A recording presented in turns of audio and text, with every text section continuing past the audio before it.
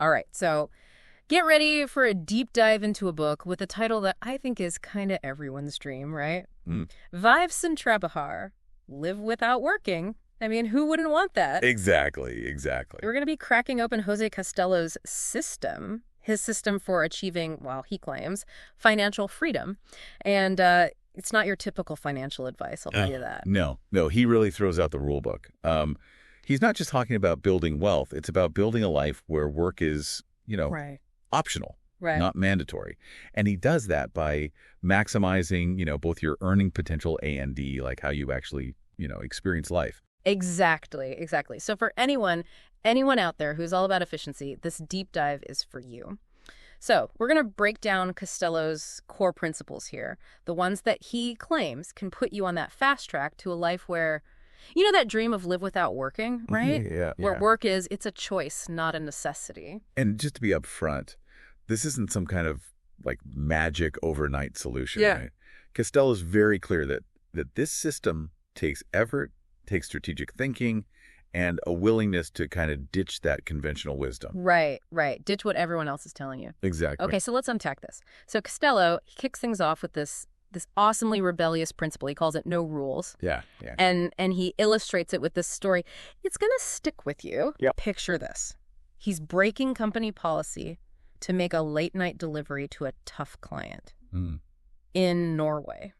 Of course, in Norway. Yeah. Classic Costello. Right. Who does that? Well, I mean, the takeaway here is that sometimes you got to bend or even break the rules to get those exceptional results. Right.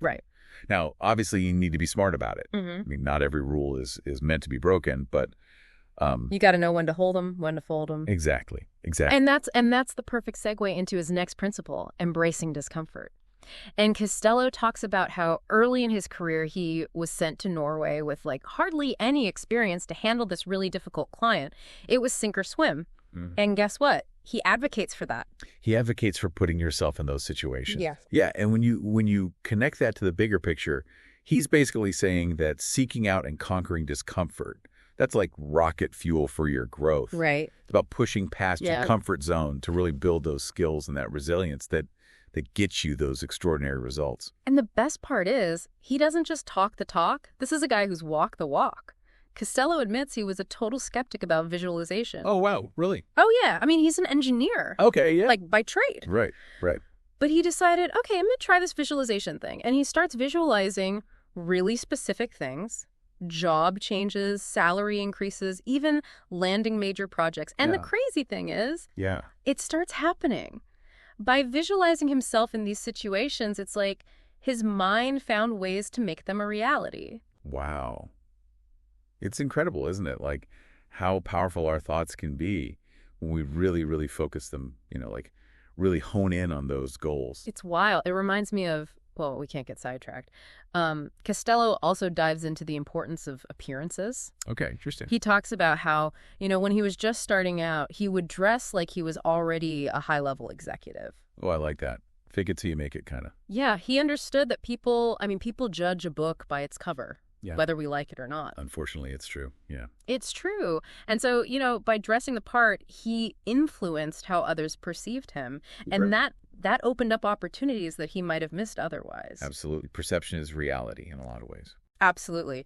Speaking of strategy, Costello uses this, I love this, he uses this clever poker analogy to explain his principle of saying yes, but strategically.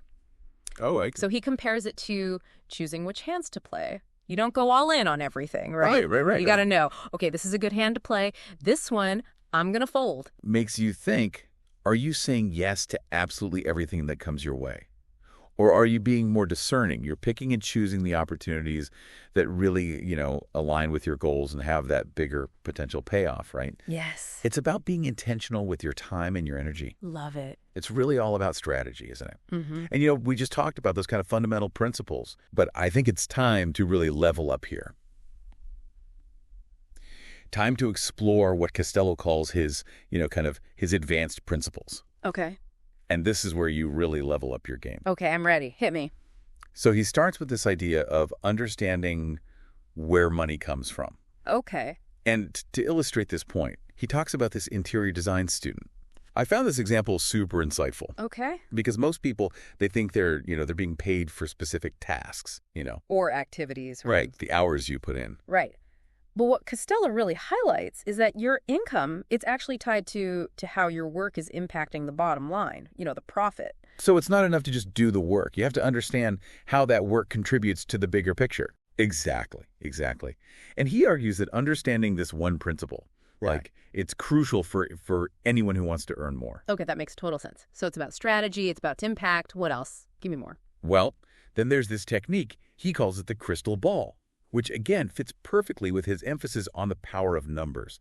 And get this, he uses a road trip from Madrid to Paris to explain it. A road trip? Hold on. Okay, now you've got me really intrigued. Tell me more.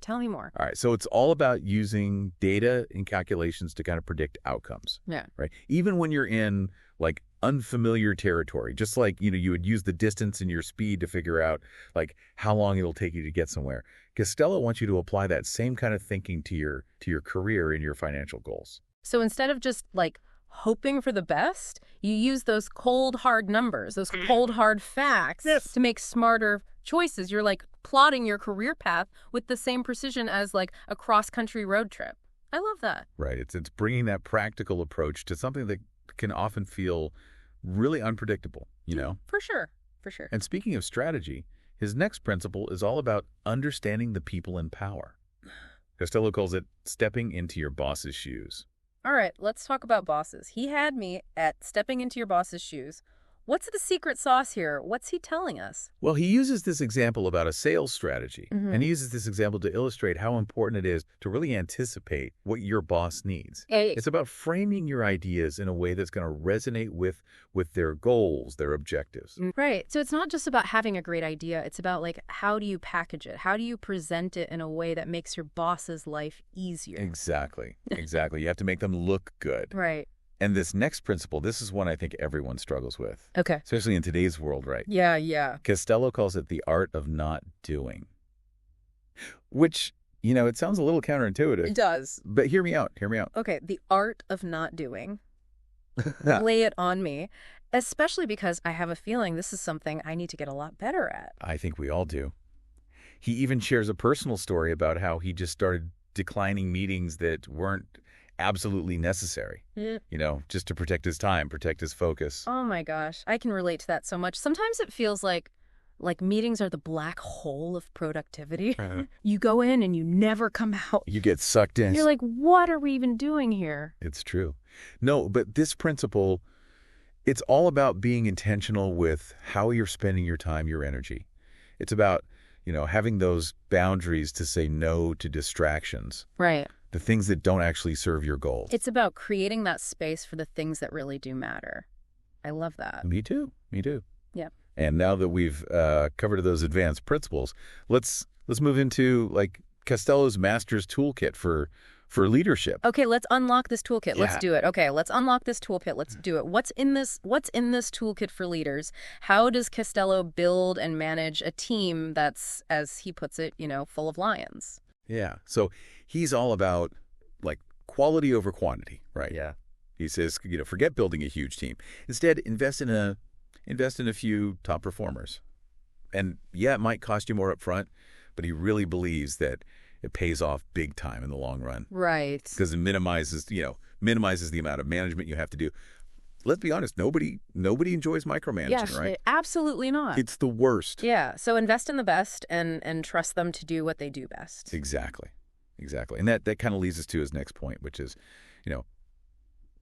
he calls it being the right kind of tough. And Costello, he draws on his own experience here.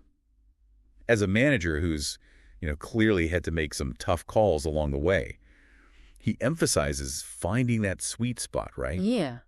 Between being firm, setting those high standards, but also being fair and fostering that kind of culture where there's mutual respect and trust. It's like that saying, tough love, right? You're tough because you care. Exactly.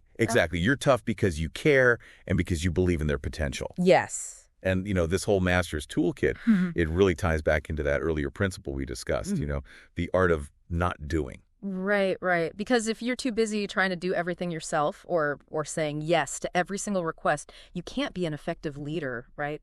Absolutely not. You'll drown. You completely drown. You'll burn out. Yeah. Yeah. And Costello, he talks about the importance of strategic elimination and delegation for yourself and to your team. Oh, I like that. Yeah. It's about recognizing that, not all tasks are created equal and being okay with delegating the less critical stuff so that you can free up your time and your energy for what truly moves the needle, right?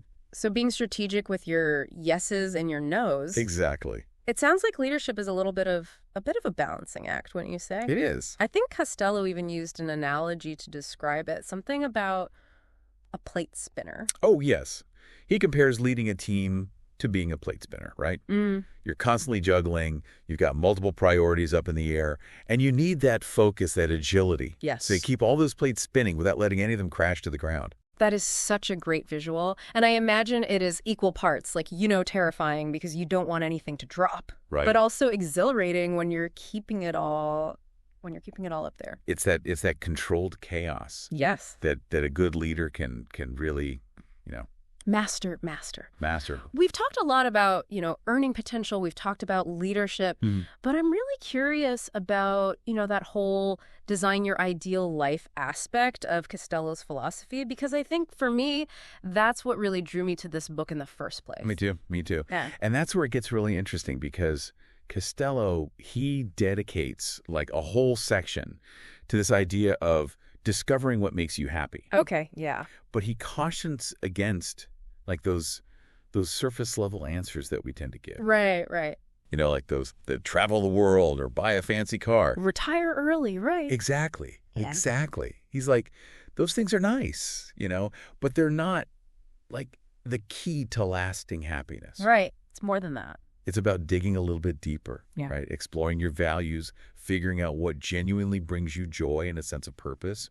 He even talks about having to retrain his own brain to appreciate leisure, to break free from those work-centric habits, which, I think a lot of us, we fall into those ruts, don't we? We do. It's like we're conditioned to find our worth in our work, and he's challenging us to redefine what it means to live a fulfilling life. Absolutely. Yeah. And it's not just about lounging around all day either. Like he emphasizes finding those activities that engage you, that challenge you, that allow you to explore your passions. So it's about finding that sweet spot between relaxation and, pursuing your passions. It sounds very holistic. It is. Yeah. And that's where his body, mind, spirit triangle comes in, right? Yeah. Because he believes in this interconnectedness between your physical, your mental, and your spiritual well-being. It's about nourishing every aspect of yourself. Exactly. And a big part of that is learning to live in the present moment, right? Oh. Letting go of those anxieties that we have about the future and really just savoring each moment as it comes. Yeah. Easier said than done, but For sure. So important, though. so important. And then finally, he talks about the importance of giving back, of helping others. And he shares some really like personal stories about how transformative it's been in his own life. And he encourages everyone to experience that for themselves. Yeah, that's something, I've always believed in. There's something incredibly fulfilling about using your time, your resources, or your talents to make a positive difference in the world. It's about recognizing that true wealth, it goes beyond just money. It's about making a meaningful contribution. Absolutely. So if we're talking about designing our ideal lives, what does Costello envision for himself? Well, he paints this really vivid picture of like his day in paradise, right? Mm-hmm. And he describes a day filled with things that he loves: surfing, learning languages, exploring new cultures, and all while maintaining that balance between leisure and personal growth. It's pretty inspiring. It sounds amazing. And now for the $1 million question. And by $1 million, I mean priceless. Go on. If money were no object and you could design your perfect day, what would it look like? Yeah, that's a good one to sit with for a while. Yeah, don't give me a surface level answer here. Exactly. I want you to really think about it. Yeah. What brings you joy? What makes you feel alive? And if you're looking for a little bit more guidance there, be sure to check out Costello's website, which, he's got some really great resources and exercises there to help you uncover your true passions and design a life that really lights you up. Of course, we'll link to that in the show notes. This has been a great deep dive, I think. Yeah. A lot to think about. It really has. We've explored how to achieve financial freedom, how to build these really high-performing teams, but most importantly, I think, how to design a life that's truly fulfilling. Yeah, because at the end of the day, it's not just about working less. It's about living more intentionally, right? Oh, In and out of the workplace. beautifully said. Beautifully said. Well, we hope this deep dive has inspired you to start crafting a life that you love. And until next time.